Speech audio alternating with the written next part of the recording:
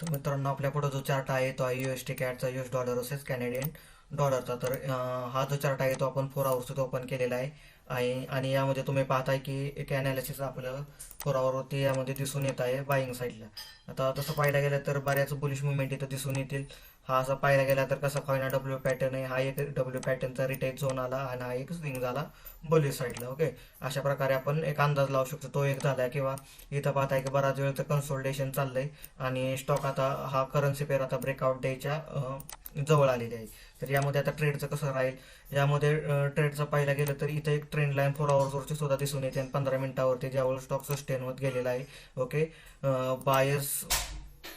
Buyers यामध्ये aggressive active दिसून येईल, कदाचित इथून अशी मुवमेंट यामध्ये होऊ शकते. ओके, अशी मुवमेंट होऊ शकते. तर यामध्ये ट्रेड कसा प्लेस करणार आहे, इथं 4 आवरची जी कॅन्डल आहे त्याचं याच्यावरती क्लोजिंग आणि एसएल या ट्रेंड लाईनच्या खालती असा राहणार आहे. तर 4 आवरच्या टाइम फ्रेमवरती पाहायला गेलं तर इथं याच्यावरती एंट्री राहील, एसएल या ट्रेंड लाईनच्या खाली राहील आणि टार्गेट जवळपास या स्विंगपर्यंत आपल्या इथं राहणार आहे. तर आता एंट्री एक्झिटचं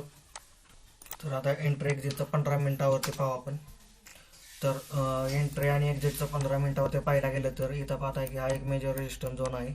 ओके, मेजर रेजिस्टन्स साईडला जायचं म्हणलं तर इथं त्याने प्रिव्हियसली रेजिस्टन्स फेस केलेला आहे. तर इथून आपण कसं जाणार, हा जो रेजिस्टन्स झोन आहे त्याच्यावरती क्लोजिंग आणि रिटेस्ट झालं तर या साईडला आपण एंट्री केली तर टार्गेट खूप मोठं राहील आणि असेल या स्विंगच्या खाली इथं राहील.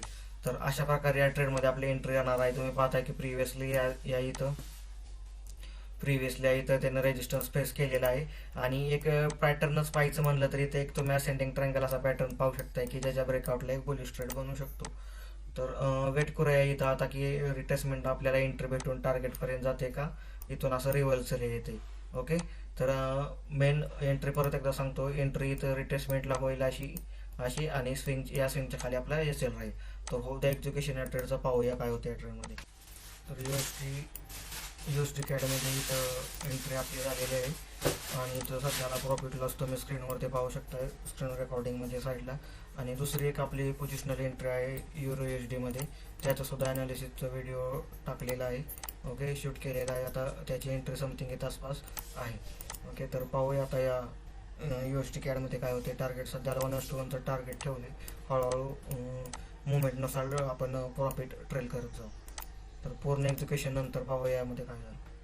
जसं की मित्रांनो आपण USD कॅडमध्ये जो ट्रेड दिला होता आणि त्याचं फर्स्ट टार्गेट आणि सेकंड टार्गेट हे सांगितलं होतं त्याप्रमाणे टार्गेट प्रॉपरली वर्क झाला असून आपला आजचा हा दिवस प्रॉफिटमध्ये क्लोज झालेला आहे.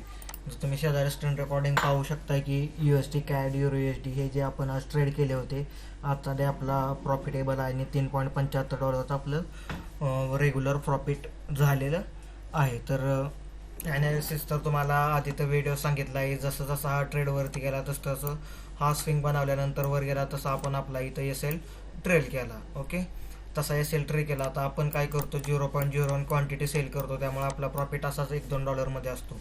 आता जास्त तर लोकांना कसा प्रॉफिट बघायचा असतो, $100 $200, पण तसं नाही. आपण नवीन लोकांना शिकवतोय जे पहिल्यांदा मार्केटमध्ये आले, त्या सगळ्यांना जर स्टार्टिंगलाच एवढं दाखवलं तर ते फोकस करत नाहीत आणि जास्त करून पैसे घालवतात जास्त प्रॉफिटच्या नादी. तर त्यामुळे आपण कमीतून शिकवतोय, हळूहळू आपण आपली क्वांटिटी इन्क्रीज करणार आहे. तुम्ही रेग्युलर व्हिडिओ पाहत जा, जिथं 0.1 घेतोय तिथं 0.23 असं हळूहळू वाढवत जाणार आहे. तर आजचं ॲनालिसिस होता, आवडला असेल तर नक्कीच चॅनलला सबस्क्राईब करा, व्हिडिओ शेअर करा आणि व्हिडिओ पाहत जा, म्हणजे तुम्हाला ॲनालिसिस लक्षात येत जाईल की कुठं आपला ट्रेड प्लेस करायचा आणि कुठं नाही. तर भेटूया पुढच्या तशा ॲनालिसिसच्या व्हिडिओमध्ये.